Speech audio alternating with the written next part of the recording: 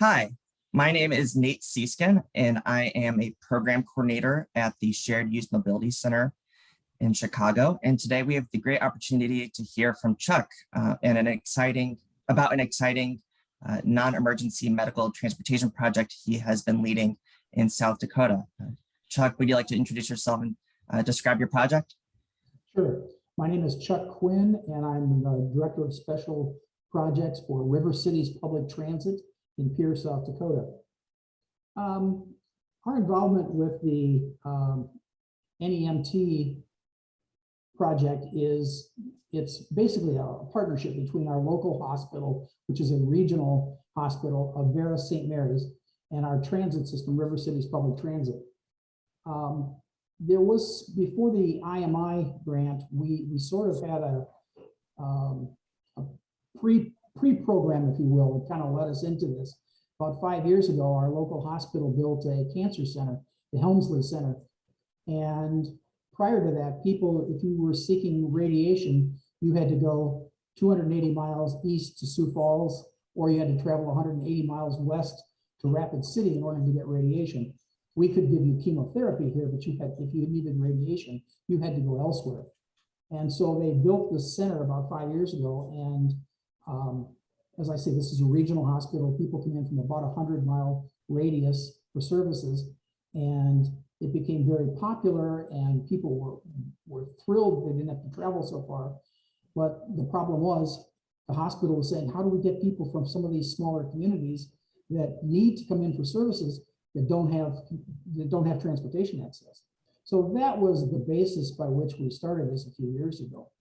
And we provided a couple of ADA minivans to them, and they found and trained 4 volunteer drivers. And so they were bringing people in for this, and then they were putting them up and getting them meals and those kinds of things while they were here. And that worked so well. And we sat down at the hospital and we said, what else aren't we doing for you that we need to do? Or what are some of the unmet needs? And they said, well, what we're doing for cancer patients at the center, we really need to look at doing for everybody. We have lots of departments. The same issues apply. We have a fairly large population of folks who can't get here because of transportation. And we said, well, how many are you looking at? And they said it's about 9% of their patient population don't get to their appointments on a regular basis because of transportation challenges. It might be somebody doesn't have a driver's license, somebody doesn't own a vehicle, or the vehicle they do own is not real. I mean, some days it works, some days it doesn't. They may rely on somebody else to take them, a family member, a parishioner from church, a neighbor, a friend, somebody to bring them in for an appointment. Or maybe they don't go out at night or during inclement weather.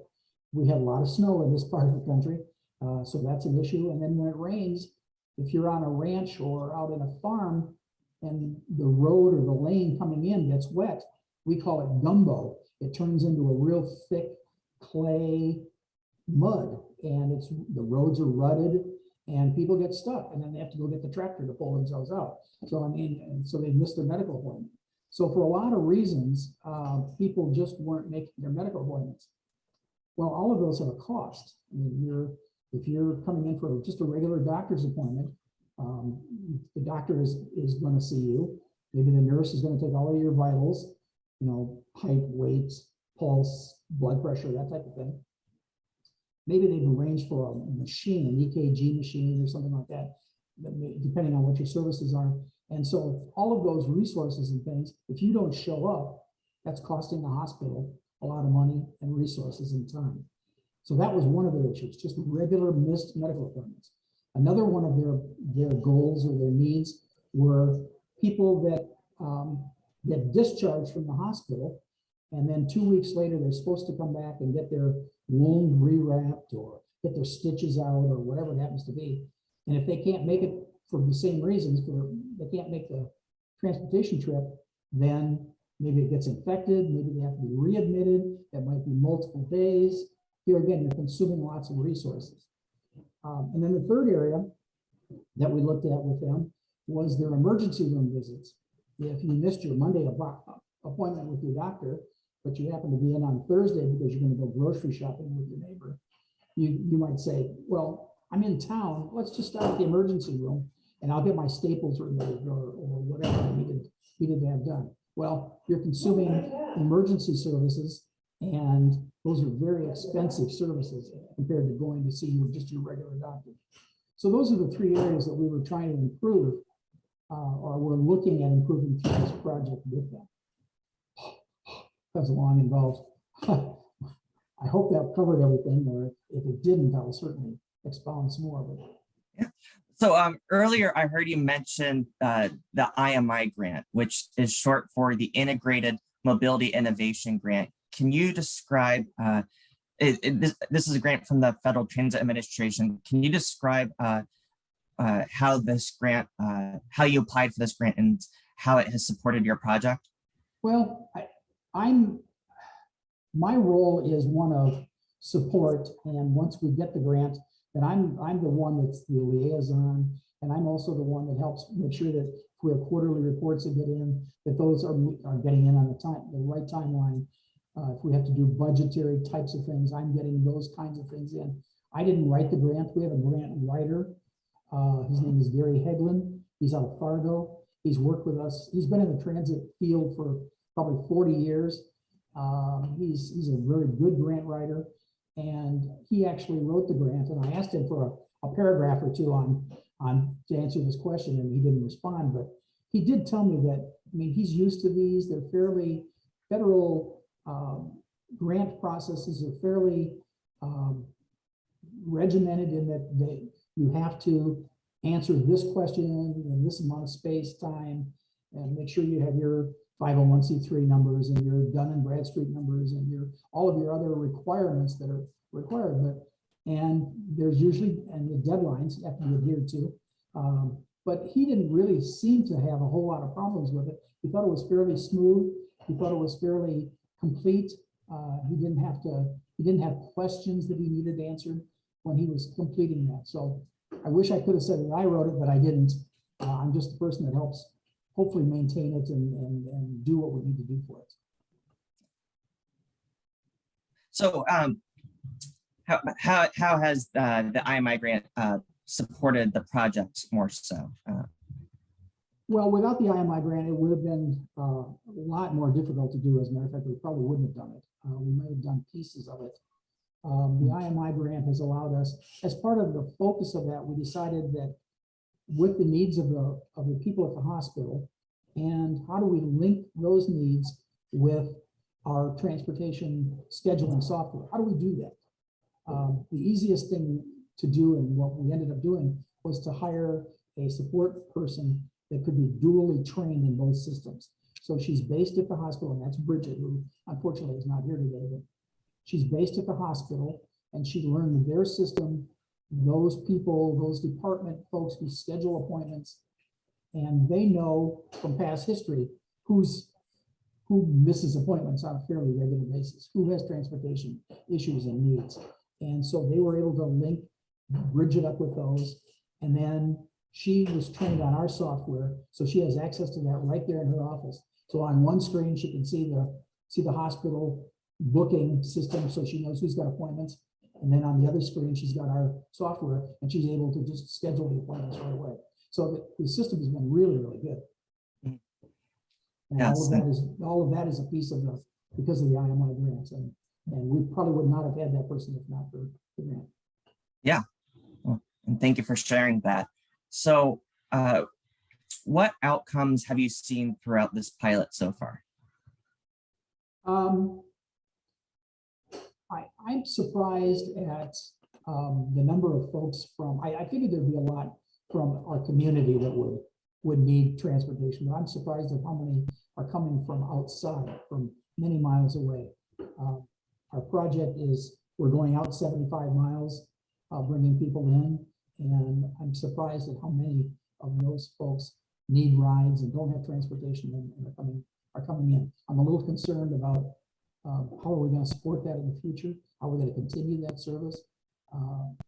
We're looking at that and we're exploring that. I know that's another question that we'll talk about farther down here, but so anyway, I'm surprised at that.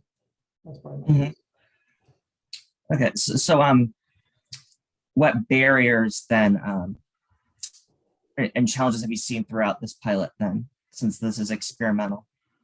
Well, another component of our IMI grant that we were looking at was developing an app so that if somebody comes in and Bridget works with them and sets them up originally, and then they have some ongoing appointments, you have to come back in a month or something like that.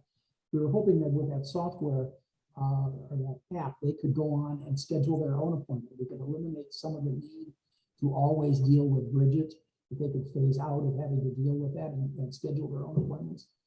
And the company that we're working with is field testing the app right now, but they've been field testing it for a couple of months. And that to me is frustrating. I want it to move faster than it is. And maybe that's just me. I know we're not their only customer, and so they have irons in the fire, and they're putting out fires and those kinds of things. But I would like to see that piece move along quicker. So that's one of the outcomes or barriers that we need to overcome. I mentioned that there were some volunteer drivers that are providing some rides, and then there's some paid drivers. And we're looking at the two of those two systems. Clearly, if you're not paying somebody, it's cheaper, but is it really in the long run? Because are they trained as well as our people? Is the equipment, and we try and keep the equipment up, but do they report things like on schedule for an oil change? Or are we getting that information from the volunteers that we would from our paid drivers? So we're looking at those two systems and trying to figure out, does it make sense to do it with volunteer drivers as opposed to a paid driver system? And more on that as we develop that. But one of the things I mentioned on long distance trips are deadhead miles and miles, unloaded miles, if you will. When we go out and we go to pick somebody up, if there's we have a couple of places, one that's 59 miles from here and another that's 45 miles, and we have vehicles that are positioned there. So that's an easy one where you just pick somebody up in the community, drive them to their appointment, and then drive them home. But we have another community that's about 70 miles from here. We don't have any vehicles there. So we have to leave either from here, drive 70 miles, unloaded with nobody in it, just to pick them up, bring them into their appointment, take them home, and then come back. So we've got basically double miles, half of them are deadhead miles. And so we're looking at how do we cover the cost of those kinds of things? And we have found that maybe another community that's a little bit closer to them than we are could pick them up, and so there'll be less deadhead miles. But we're looking at that particular issue and how do we cover the costs? And then the whole insurance billings, and I know we'll talk about that in a little more detail, but we started that program, that 3-tier payment system. It's working well, but we don't have anybody on staff that would deal with an insurance agency to get a payment. And I don't know that the hospital is doing that. I think what we're doing, and I'm not certain it's the right thing to do or the thing that we'll end up with, but it's more the person pays for the ride and then goes and sends the bill into their insurance carrier for reimbursement. I don't know how successful that is. That's kind of a personal thing, and we haven't followed up with that. So that piece may need to change, and we may need to look at somebody who's more insurance based, and we can work with directly. Another obstacle or something we don't overcome. So my understanding is that this project is very much in a pilot phase, and while it's been very successful, I can imagine that you're exploring ways to make this more permanent. Can you discuss what plans you might have beyond a pilot phase, and maybe what challenges and opportunities lie ahead with that? Well, we're already looking for funding sources. We sort of did that from day one. We are a Medicaid provider. We're certified by the state. So if anybody has Medicaid, we can provide them a ride and bill for their insurance or Medicaid for the ride. So we're looking at those kinds of things. As I mentioned, that we need to figure out the insurance piece, whether we need to have somebody on staff doing that, or whether we can contract with somebody, whether we can, is there another model that we can use to work on that? We've done an advertisement piece have a trifold piece that I don't know whether that's backwards or whatever. It looks backwards to me. Anyway, it's a trifold piece. We're not using it to have somebody walk in off the street and use our services. It isn't that way because this is a sort of a closed program. You have to be a patient at the hospital with a transportation need in order to utilize this service. And so we're not looking at, I mean, you need to go to the hospital and make an appointment. And then if you can't have transportation, we can provide that. And we're not doing it that way. We're doing it more of an education to the community, just to let people know in the community that there's a need out there. We found that there was a need. We're putting the players together. We're looking at ways to try and do that. And so that's us being proactive rather than reactive. And so we're hoping that a community, it might be a county, it might be a city that's 50, 60 miles away, as they learn about our program, they may know a few people in town that need this service. And so there may be some additional county or city funding coming our way eventually through this program. So that's kind of what our that piece is intended to do. We also look for other grants, and sort of as an extension of what we're doing now, we applied for an RTAP grant, a National Rural Transportation Assistance Program. I never can remember that acronym. And it's a $100,000 program or a project. And we designed it to look for other medical providers that we're not working with to do basically the same kind of thing. And so we have Urban Indian Health Center here in town that works with Muslim Native Americans. And we are inviting them to refer their individuals who need transportation and funding it through that particular project. So we're kind of looking at ways to expand it. That project, we also, it isn't just here in Pierre where we are. There's two other communities, the Watertown, Seeskin area on the northeast corner, and then Vermilion Transit, which is down in the southeast corner where the University of South Dakota is. We've added those two communities as well. So the three communities, we're hoping to share our experiences here with them, kind of get the seeds planted in those areas, if you will, and hopefully they'll either find some funding, or we will as a group find some funding, because we'll have some data and some history and some experience. And so that's kind of what we're working on. Well, Chuck, thank you so much for sharing your insights, and I'm sure there'll be many lessons that people can apply to their work elsewhere in South Dakota or throughout the United States. So thank you for taking the time to speak with us today. Sure.